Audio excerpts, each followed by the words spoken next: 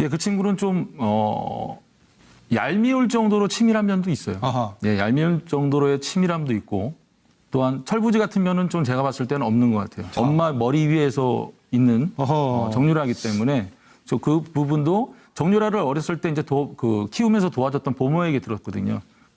정유라는 최 회장 머리에 있다. 그러니까 지금 뭐 정유라 씨 공항에서 얘기한 걸 보면은 알맹이가 하나도 없잖아요. 다 부인하고 다 엄마가 했고 나는 잘 모르겠고 뭐 박근혜 전 대통령과의 관계에 대해서도 잘 모르겠다 이런 식의 얘기를 했거든요. 근데 저는 그러면 정유라는 뭘 거짓말을 하고 뭘 진실을 얘기를 할까 그게 제일 궁금했어요. 그래서 정유라 씨가 들어올 때 정유라 씨의 눈동자가 어떻게 움직이는지, 표정이 어떻게 되는지, 목소리가 어디에서 높아졌다 낮아지는지, 뭐 이런 부분에 대해서 관심이 있었거든요. 독심술을 평상시에 하나요? 독심술을 하는 건 아니고요. 예. 왜냐하면 제가 한국인의 거짓말이라는 책을 읽은 적이 있었는데 한국인들이 어떤 표정과 어떤 거짓말할 때 어떤 제스처가 나오는지 이런 것들이 이제 연구되어 있는 내용이 나오는데 한국인들의 전형적인 어떤 그 거짓말 스타일을 거짓말을 할 때 보이는 패턴은 눈을 위로 치켜뜨거나 아니면 눈동자가 흔들리거나 뭐 이런 겁니다. 그러니까 지난번에 이재용 삼성전자 부회장이 국회 청문회 때 눈동자가 계속 굴러다녀가지고 그거 가지고 굉장히 말들이 많았잖아요. 아니, 산 사람은 눈동자 다 굴러다녀요. 아니요, 굉장히 많이 심하게 흔들렸다고 하죠. 근데 그때도 저는 이 부분에서 거짓말을 할 개연성이 있구나 뭐 이런 생각들을 사실 했었거든요. 예, 근데 정유라 씨 어느 대목에서 거짓말을 하든가요? 그러니까 전체적으로 정유라 씨의 시선이 위로 가 있었어요. 앞을 응시하는 경우가 별로 없었고요. 미세먼지 없는 대한민국 하늘을 보고 싶어 하진 않았을까요? 옆으로 가 있었죠. 정확하게. 예, 옆에 위상. 기자들 시선을 피했어. 그렇게 하고 이야기하다가 좀 이재 인상을 좀 변호사도 찡그리고. 그런데 좀 일각이 있는 것 같아요. 숟가락을 근데 탁 저는 이제 뭐 검사 생활을 안 했지만은 이 정도 발언하는 거 보면 검사가 어떻게 추궁을 하면 어떤 식으로 이야기를 할 것이라는 걸 대충 예측을 할 수 있거든요. 유명한 얘기 있잖아요. 검사 위에 이재화. 예측할 수 있거든요. 그러니까 지금 기자들 질문은 구체적인 사실을 근거로 해서 추궁하는 질문이 아니어서 그럴 때는 준비된 멘트를 할 수가 있어요. 근데 검사들은 그렇게 순진하지는 않잖아요. 알겠습니다. 계속하시죠, 김선일 평론가. 네. 그래서 대체로 거짓말이었다. 목소리가 굉장히 자연스러운 목소리가 나올 때가 있었고요. 그다음에 좀 차분하게 준비된 듯한 목소리 톤이 나올 때가 있었어요. 그러니까 굉장히 자연스럽게 나오는 그리고 원래 정유라 씨가 이렇게 평상시에 썼을 법한 목소리 이 톤이 나오는 경우가 이화여대 특히 입학과 관련돼서 질문 받았을 때 굉장히 자신감 있게 얘기했어요. 굉장히 자신감 있게 얘기하고 그리고 평상시에 본인의 목소리 말투 같은 것들이 나왔거든요. 저는 뭐 단복 같은 거 입고 가지 않았고요. 그때 임신 중이었거든요. 근데 그 말에 설득력이 있어요. 그러니까 단복을 입고 갈 수가 없는. 그러니까 원래 승마할 때 입는 옷은 사실 이렇게 임신하고 입기에는 조금 무리가 있잖아요. 그리고 이제 금메달 목에 걸고 간 것도 이제 중대 지원할 때도 걸고 갔다고 하는 거. 그 부분은 진실일 가능성이 좀 있다 생각됐고요. 그 다음에 돈도 실력이다 이렇게 얘기할 때도 굉장히 평상시에 자기 목소리 말투가 나왔어요. 그러니까 그것도 약간 울컥했다고 하는 표현도 이제 그때 기자들이 이제 보고 난 다음에 기사로 쓰기도 했는데, 돈도 실력이라는 것도 자기가 이제 아이 키워보니까 그게 또 상처가 될 수 있겠구나, 이제 이런 생각들을 하게 됐다는 얘기를, 그러면서 이제 정말 죄송하다 이런 표현도 사용했거든요. 그런 부분에 대해서는 정유라 씨의 진실성 있는 답변이 들어가 있을 가능성이 있다는 거고요. 그렇지 않고, 뭐, 박근혜 전 대통령, 엄마와 관련되어 있는 거, 뭐, 재판이 어떻게 진행됐는지 전혀 모른다고 하는 건, 그거는, 뭐, 거의 완벽한 거짓말에 가깝다고 저는 생각하거든요. 왜냐면 이경재 변호사가 계속 정유라 씨하고 접촉했다고 하는 사실을 그동안에 인정을 했거든요. 특히 이제 더 주목했던 거는, 정유라 씨가, 100%가 아니라 200% 거짓말 했을 가능성이 높은 대목이, 거기 현지에서 사용했던 돈 나 전혀 모릅니다. 이렇게 얘기한 부분 있잖아요. 그거 어떻게 모를 수가 있어요. 애기 기저귀라도 사야 되려면 자기가 돈을 써야 되는데 엄마도 없고 혼자서 계속 있었는데 덴마크에서 그 돈이 누구를 통해서 어디서 나왔는지를 모르겠어요. 모를 수가 없는 거죠. 그런 부분에 대해서는 아마 재산 국외 도피죄라든가 아니면은 지금 최순실 씨 재산을 덴마크에 숨겼다거나 독일에 숨겼다거나 지금 국내 안에서도 좀 숨겼다는 뭐 빨간 금고가 사라졌다는 얘기도 있고 그러는데 이제 그런 것과 관련해서는 무조건 모른다고 답변해라라고 지시를 받았을 가능성이 매우 높다. 저는 오늘 그 답변하는 걸 보면서요. 한 내용을 딱 보면서 이것은 준비된 답변이다. 왜냐하면 정유라는 어머니란 표현을 태어나서 처음 써봅니다. 엄마라 그러죠, 늘. 근데 오늘은 계속 어머니 이렇게 얘기를 하더라고요. 그러니까 말씀 생각나는데, 장시호 씨가 국회 청문회에 나왔을 때, 이모라고 안 하고 최순실 씨라고 얘기했잖아요. 예. 그때도 준비됐던 거였다. 이모를 이모라고 안 부르고 자꾸 그렇죠. 최순실 씨라고 예. 부르는 거예요. 그것도 자연스러운 우리 일반적인 일상적인 말투가 아니죠. 그러니까 정유라 씨도 좀 그런 부분에서 얘기가 있어요. 오늘 심리 분석. 아니, 이렇게 평상시 정유라 씨하고 자주 알고 지내는 것 같은 느낌이 좀 들었어요. 문자가 들어왔는데, 안녕하세요. 정봉재 품격시대 TBS 유튜브 실시간 방송하면 좋을 것 같아요. 유익해서 같이 공유하고 싶네요. 날로 발전하길 바랍니다. 지금 유튜브에서 실시간으로 중계하고 있습니다. 방송하고 있어요. 그러니까, 유튜브로 볼 수 있습니다. 8215님. 아주 소중한 지적질 감사합니다. 이거 지적질이 아니지, 이거는. 소중한 지적 감사합니다. 자, 이렇게 평상시에 말투가 나오면 품격이 살아난다고. 품격이 살아난다고요? 예. 이재 변호사님. 저는 개인적으로 구속영장 청구를 하는데 발부될 가능성이 50% 미만일 것이다. 그런 다른 방송에서 그렇게 말씀하시더라고요. 예. 그랬는데 저는 걔네가 좀 달라요. 예, 근데 또 그 이후에 연구해 봤더니 예. 세 가지 예. 구속영장 발부에 증거인멸 도주, 사안의 중대성 여기 또 다 걸리더라고요. 다 걸리죠. 예. 그리고 뭐 이게 본인이 사실은 불구속 재판을 받을 거면 해외로 도피를 안 했죠. 그렇죠. 이미 그리고 도피한 거죠. 그 변호인들이나 최순실 씨도 그렇게 권유를 하지 않았을 거예요. 국내에 있으면 구속을 피할 수 없다는 결론이 났기 때문에 그렇게 됐던 거고. 해외로 간 게. 예. 더군다나 지금 대통령 선거까지 기다려서 이제는 뭐 5년 동안 거기 있으면 이게 미결 구금 일수에 포함을 안 시키거든요. 이중징역을 새롭게 여기 와서 새롭게 형을 살아야 되기 때문에 그 어린애가 어린 애기 엄마가. 애기 엄마가 애기 엄마가 그걸 감당할 수가 없는 거고요.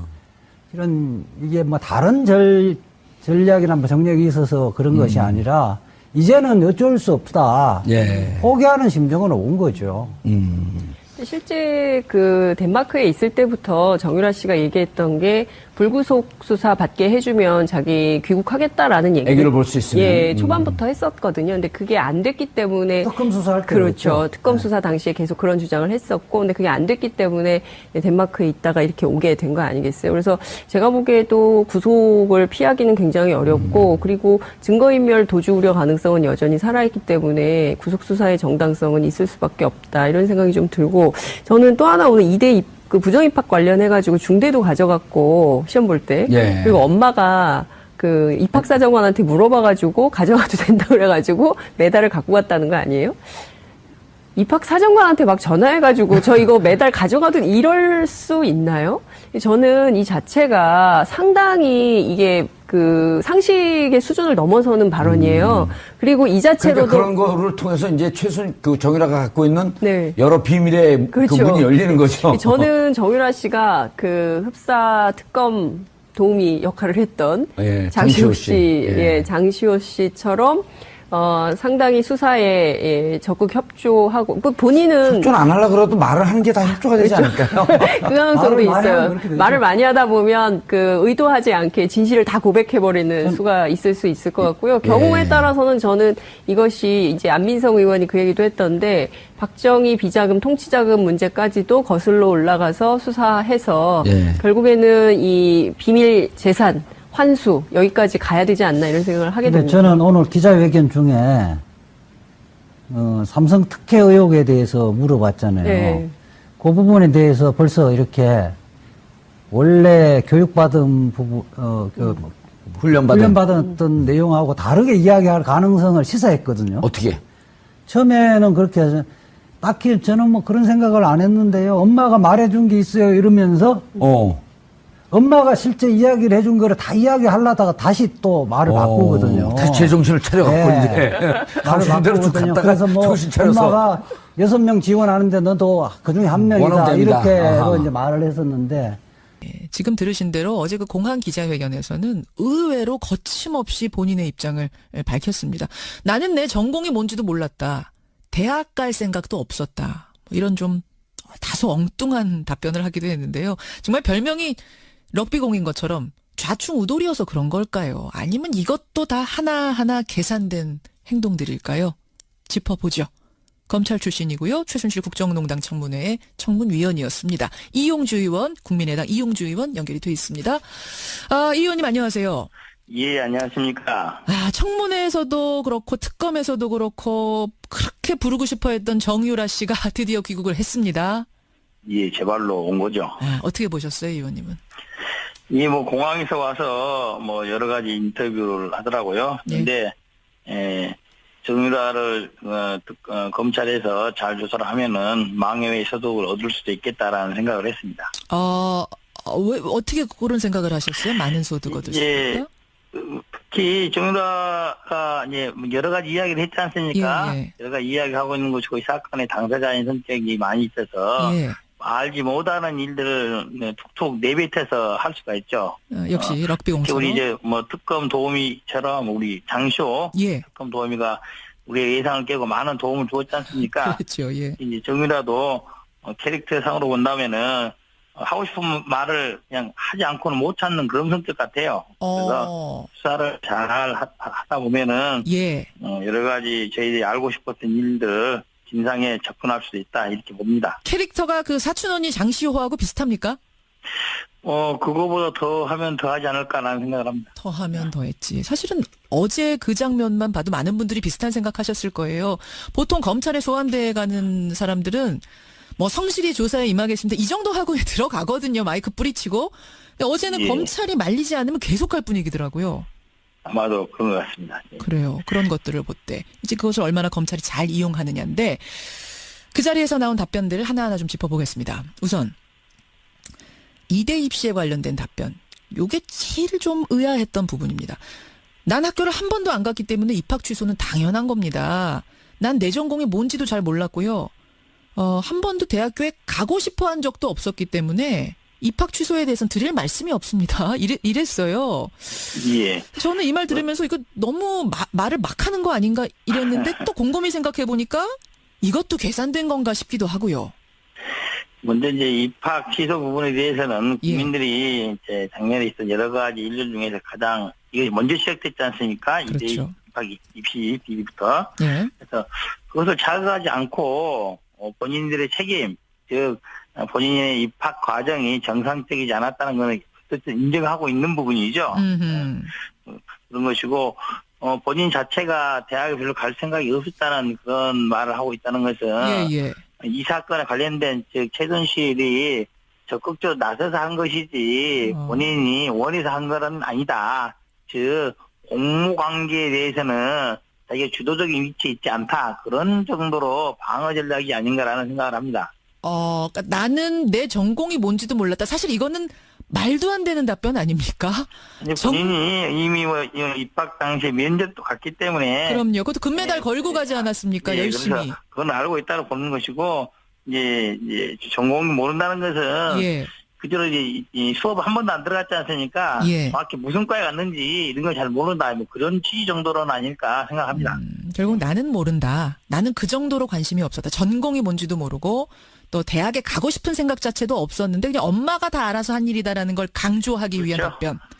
그렇습니다. 계산된 발언 쪽이라고 보시는 거군요. 그렇습니다. 또 한 가지. 박 전 대통령이 받고 있는 말씀하십시오. 뇌물죄 관련된 삼성을 통한 승마 지원 비리 이게 뇌물죄와 관련되지 않겠습니까? 그래서 이 부분에 대해서는 뭐 본인도 최순실을 통해서 삼성에서 6명 지원하는데 그중에 한 명이다라는 말을 들었다고 말을 했지 않습니까? 6명 중에 1명 정도로는 저는 알고 있습니다. 내가 그 특별한 특혜 받은 줄은 몰랐습니다. 어제 그랬어요. 그렇죠. 그렇다 한다면은 결국 삼성 이 지원에 연결돼 있다는 점으로 그 부분에 최순실이 관여되어 있다는 점은 인정하는 거 아니겠습니까? 그래서 이것을 본다고 한다면 그리고 이제 독일에 있었을 때 삼성전자 관련 박사님 사장이 왔다 갔다 했던 부분들도 추가 조사하다 보면은 삼성의 뇌물 관련된 부분에 있어서도 의회의 사실관계가 확인될 수 있고 최순실 그리고 정유라의 관여 정도 그리고 삼성전자가 삼성그룹이 어떻게 관여했는지에 대해서 좀 더 구체적인 진술을 얻을 수도 있다 이렇게 보고 있습니다. 사실은 이제 박근혜 전 대통령의 가장 큰 혐의가 뇌물죄인데 삼성과의 이게 가장 또 밝히기 어려운 지점이다라고 얘기들 하는데요. 정유라가 결정적인 역할을 할 거라고 보시는 거군요. 그럴 수 있는 여지도 있다. 봅니다. 독일에 있어서의 이제 흔적들에 대해서는 사실상 명확히 많이 밝혀지지 않은 부분이고, 그렇죠. 삼성전자제 삼성그룹에서도 그 부분에 대해서 명확히 밝히고 싶어 하지 않고 있는 분위기 아니겠습니까? 그래서 그 부분에 대해서는, 수사 검찰에서 정유라를 통해서 독일에서 어떤 일이 있었는지, 어디까지 알고 있는지에 대해서, 집중을 한다면은 의회의 소득을 얻을 수도 있다. 이렇게 봅니다. 근데 진짜로 어머니 최순실 씨가 지금 정유라 씨 말대로 어린 딸한테 아무것도 알리지 않았을 가능성, 정말로 정유라 씨가 모를 가능성은 없을까요? 그럴 가능성은 없죠. 이제 단지, 그 박근혜 전 대통령과 친분이 있는 사이였고, 이명박 정부, 박근혜 정부 내내 그래도, 권력의 중심부에 있었지 않습니까? 그렇죠. 그렇다고 한다면은, 여러 대기업을 통해 지원을 받는다. 이 정도는 생각했겠지만, 그거를 특혜다. 이렇게 생각을 안 했을 가능성은 있죠. 그냥 몰랐을 가능성은 없다? 몰랐을 가능성은 전혀 없다고 봐야죠. 없다고 보세요. 알겠습니다. 이 부분을 집중해서 추궁해야 될 것이다. 어제 이 부분 질문이 있었어요. SNS에 정유라 씨가 썼던 부분. 돈도 실력이다. 이제 부모 잘 만난 내 자랑한 거, 이게 국민적인 질타를 많이 받았었는데, 이 부분에 대해서는 아주 고개를 바싹 수그리더라고요. 바로 사과를 했습니다.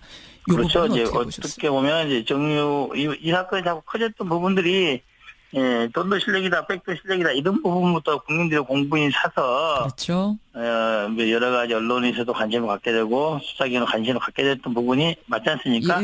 결국 이제, 본인에 대해 정유라 씨에 대해서 이제 수사가 진행될 부분인데 그 부분에 대한 잘못을 하지 않겠다는 거죠. 이제는 국민들의 또 질타받을 언행을 자제하겠다 그런 정도로 봐야 될 겁니다. 이 부분도 그러니까 다 미리 이런 질문이 있을 거란 계산을 한 거군요. 이렇게 나왔을 땐 바로 사과해야 된다. 거침없이 사과해야 된다. 정유라의 혐의 크게 세 가지입니다.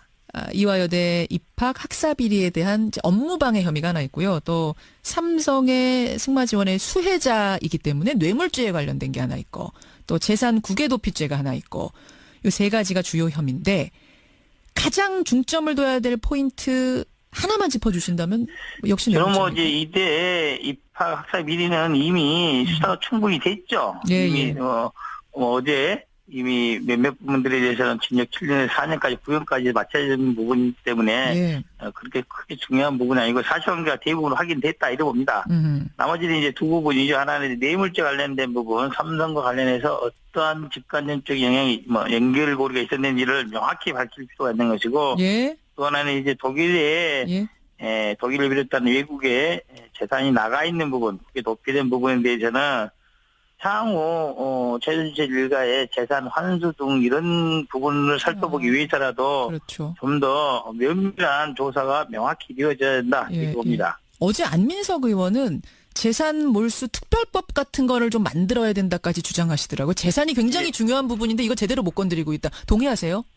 예, 그렇습니다. 지금 많은 국민들께서 박근혜 정부에서 이 최순실 일가가 얼마나 많은 경제적 이득을 얻었는지 그리고 그 부분들이 국내에 남아있지 않고 외국에 나갔다는 여러 가지 정황들이 보이고 있는 점이 있기 때문에 그 부분에 대해서는 명확히 밝히고 이것을 또 환수할 수 있는 법적인 절차를 만들어야 된다는데 많은 그 국회의원들이나 국민들이 동의를 하고 있는 부분들입니다. 지금 형 얼마 살고 나온다고 해서 이게 다 끝날 문제는 아닌 것 같은 게 갔다 나와서 다시 그 많은 재산들 가지고 떵떵거리면서 살면 이게 국민들이 지켜봐 줄 수 있는 문제인가. 저도 이 부분이 좀 걱정이 돼요. 그렇습니다. 국정농단 재수사, 그러니까 국정농단 수사 제2편이 시작될 수 있을 것인가. 이게 법적으로는 가능합니다만 현실적으로도 가능합니까? 현실적으로 이미 시작됐다고 봐야죠. 그렇게 이미 보세요. 특검이 끝나고 지금 서울중앙지검에서 어떻게 이제 문재인 대통령이 당선된 이후에 국정농단 수사가 재수사가 이루어져야 된다. 미흡한 부분에 대해서는 그 당시에 국정농단에 대한 특검이 연장을 요구된 상황에서 황교안 전 총리가 이를 거부를 해서 추가적인 수사가 진행되지 않은 부분, 특히 대기업 관련된 뇌물 수사에 있어서 더 많은 진척을 하지 못한 상태에서 중단이 됐지 않습니까?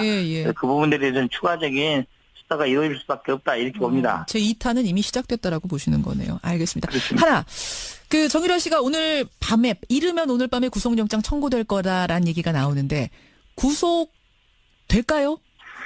이 구속 여부에 대해서는 이 전과 달리 좀 더 면밀하게 엄격하게 봐야 될 소지가 있습니다. 이제 이대비 입시 관련해서는 이미 사실관계에 대한 조사 거의 다 끝났다는 것은 저희 생각이고요. 그다음에 삼성 뇌물죄에 대해서는 공고관계에 대한 면밀한 입증이 필요하다는 것이고, 특히 가장 중요한 것은 공고관계에서 누가 주도적인 위치에 있었느냐. 최순실과 정유라 중에 공범자라 하더라도 누가 보더라도 최순실이 좀 더 주도적인 위치에 있지 않겠습니까? 그렇죠. 통상적으로 검찰 수사 관행상 형제지간이나 부자지간, 모녀지간 같은 경우에 동시에 구속되는 경우는 좀 드문 편입니다. 큰 사회적으로 큰 파장이 있지 않느나. 그래서 이번의 경우에도 그런 규칙이 적용될 가능성이 높다. 그래요. 그러면 구속영장 청구해도 기각될 가능성이 좀 있다고 보시는 거군요. 저는 있다고도 봅니다. 그래서 그럼 이제 영장이 발부될 사유는 충분히 있죠. 이미 도주했던 도주 우려가 있잖아요. 그리고 현재 공범들이 또 구속돼서 재판받고 있기 때문에 증거인멸 우려가 있다. 이런 점에서 본다면은 가능하고 영장 발부가 가능하고. 통상적으로 이제 설령 그런 사유가 있다 하더라도 모녀간이라든지 특히 정유라가 지금 미혼모로서 어린 애를 키우고 있는 입장 아니겠습니까? 그런 부분도 많이 반영이 되고 있는 게 사실입니다. 그래서 그것을 넘어설 수 있을 정도로 명확한 입증, 알겠습니다. 공모관계에 대한 조사 해야지만이 영장 발부가 쉬울 수가 있다 이렇게 봅니다. 혼자서 계속 있었는데 덴마크에서 그 돈이 누구를 통해서 어디서 나왔는지를 모르겠어요. 모를 수가 없는 거죠. 그런 부분에 대해서는 아마 재산 국외도피죄라든가 아니면은 지금 최순실 재산을 덴마크에 숨겼다거나 독일에 숨겼다거나 지금 국내 안에서도 좀 숨겼다는 금고가 빨간 금고가 사라졌다는 얘기도 있고 그러는데 이제 그런 것과 관련해서는 무조건 모른다고 답변해라라고 지시를 받았을 가능성이 매우 높다. 저는 오늘 그 답변하는 걸 보면서요. 한 대목을 딱 보면서 이것은 준비된 답변이다. 왜냐하면 정유라는 어머니라는 표현을 태어나서 처음 써봅니다. 엄마라 그러죠, 늘. 근데 오늘은 계속 어머니 이렇게 얘기를 하더라고요. 그러니까 말씀 생각나는데, 장시호 씨가 국회 청문회에 나왔을 때, 이모라고 안 하고 최순실 씨라고 얘기했잖아요. 그때도 준비됐던 거였다. 이모를 이모라고 안 부르고 자꾸 최순실 씨라고 부르는 거예요. 그것도 자연스러운 우리 일반적인 일상적인 말투가 아니죠. 그러니까 정유라 씨도 좀 그런 부분에서 얘기가 있어요. 오늘 심리 분석. 평상시 정유라 씨하고 자주 알고 지내는 것 같은 느낌이 좀 들었어요. 문자가 들어왔는데, 안녕하세요. 정봉재 품격시대 TBS 유튜브 실시간 방송하면 좋을 것 같아요. 유익해서 같이 공유하고 싶네요. 날로 발전하길 바랍니다. 지금 유튜브에서 실시간으로 중계하고 있습니다. 방송하고 있어요. 그러니까, 유튜브로 볼 수 있습니다. 8215님. 저는 단복 같은 거 입고 가지 않았고요. 그때 임신 중이었거든요. 근데 그 말에 설득력이 있어요. 그러니까 단복을 입고 갈 수가 없는. 그러니까 원래 승마할 때 입는 옷은 사실 이렇게 임신하고 조이죠. 입기에는 조금 무리가 있잖아요. 그리고 이제 금메달 목에 걸고 간 것도 이제 중대 지원할 때도 걸고 갔다고 하는 거. 그 부분은 진실일 가능성이 좀 있다 생각됐고요. 그 다음에 돈도 실력이다 이렇게 얘기할 때도 굉장히 평상시에 자기 목소리 말투가 나왔어요. 그러니까 그것도 약간 울컥했다고 하는 표현도 이제 그때 기자들이 이제 보고 난 다음에 기사로 쓰기도 했는데, 돈도 실력이라는 것도 자기가 이제 아이 키워보니까 그게 또 상처가 될 수 있겠구나, 이제 이런 생각들을 하게 됐다는 얘기를, 그러면서 이제 정말 죄송하다 이런 표현도 사용했거든요. 그런 부분에 대해서는 정유라 씨의 진실성 있는 답변이 들어가 있을 가능성이 있다는 거고요. 그렇지 않고, 박근혜 전 대통령, 엄마와 관련되어 있는 거, 재판이 어떻게 진행됐는지 전혀 모른다고 하는 건, 그거는, 거의 완벽한 거짓말에 가깝다고 저는 생각하거든요. 왜냐면 이경재 변호사가 계속 정유라 씨하고 접촉했다고 하는 사실을 그동안에 인정을 했거든요. 특히 이제 더 주목했던 거는, 정유라 씨가, 100%가 아니라 200% 거짓말했을 가능성이 높은 대목이 거기 현지에서 사용했던 돈 나 전혀 모릅니다. 예. 이렇게 얘기한 부분 있잖아요. 그거 어떻게 모를 수가 있어요. 애기 기저귀라도 사야 되려면 자기가 돈을 써야 되는데 엄마도 아주 소중한 지적질 감사합니다. 아, 이거 지적질이 아니지, 이거는. 소중한 지적 감사합니다. 자, 이렇게 평상시에 말투가 나오면 품격이 살아난다고. 품격이 살아난다고요? 예. 이재 변호사님, 저는 개인적으로 구속영장 청구를 하는데 발부될 가능성이 50% 미만일 것이다. 그런 다른 방송에서 그렇게 말씀하시더라고요. 예. 그랬는데 저는 걔네가 좀 달라요. 예, 근데 또 그 이후에 연구해 봤더니 예. 세 가지 예. 구속영장 발부에 증거인멸 도주, 사안의 중대성 여기 또 다 걸리더라고요. 다 걸리죠. 예. 그리고 뭐 이게 본인이 사실은 불구속 재판을 받을 거면 해외로 도피를 안 했죠. 그렇죠. 이미 그리고 도피한 거죠. 변호인들이나 최순실 씨도 그렇게 권유를 하지 않았을 거예요. 국내에 있으면 구속을 피할 수 없다는 결론이 났기 때문에 그렇게 됐던 거고. 해외로 간 게. 예. 더군다나 지금 대통령 선거까지 기다려서 이제는 뭐 5년 동안 거기 있으면 이게 미결 구금 일수에 포함을 안 시키거든요. 이중징역을 새롭게 여기 와서 새롭게 형을 살아야 되기 때문에 그 어린애가 어린 애기 엄마가. 애기 엄마가 그걸 감당할 수가 없는 거고요. 이런 이게 뭐 다른 전략. 근데 그때도 저는 이 부분에서 거짓말을 할 개연성이 있구나 뭐 이런 생각들을 사실 했었거든요. 예, 근데 오늘 정유라 씨 어느 대목에서 거짓말을 하든가요? 그러니까 전체적으로 정유라 씨의 시선이 위로 가 있었어요. 앞을 응시하는 경우가 별로 없었고요. 미세먼지 없는 대한민국 하늘을 보고 싶어 하진 않았을 옆으로 거예요. 가 있었죠. 정확하게. 예, 옆에 위상 기자들 시선을 피해서 그렇게 하고 이야기하다가 좀 이재 인상을 변호사도 좀 그런데 찡그리고. 좀 일가견이 있는 것 같아요. 숟가락을 근데 탁. 저는 이제 뭐 검사 생활을 안 했지만은 이 정도 발언하는 거 보면 검사가 어떻게 추궁을 하면 어떤 식으로 이야기를 할 것이라는 건 대충 예측을 할 수 서초동에서 유명한 있거든요. 얘기 있잖아요. 검사 위에 이재화. 예측할 수 있거든요. 그러니까 지금 기자들 질문은 구체적인 사실을 근거로 해서 추궁하는 질문이 아니어서 그럴 때는 준비된 멘트를 할 수가 있어요. 근데 검사들은 그렇게 순진하지는 않잖아요. 알겠습니다. 계속하시죠, 김선희 평론. 네. 그래서 대체로 거짓말이었다. 목소리가 굉장히 자연스러운 목소리가 나올 때가 있었고요. 그다음에 좀 차분하게 준비된 듯한 목소리 톤이 나올 때가 있었어요. 그러니까 굉장히 자연스럽게 나오는 그리고 원래 정유라 씨가 이렇게 평상시에 썼을 법한 목소리 이 톤이 나오는 경우가 이화여대 특혜 입학과 관련돼서 질문 받았을 때 굉장히 자신감 있게 얘기했어요. 굉장히 자신감 있게 얘기하고 그리고 평상시에 본인의 목소리 말투 같은 것들이 나왔거든요. 예, 그 친구는 좀 얄미울 정도로 치밀한 면도 있어요.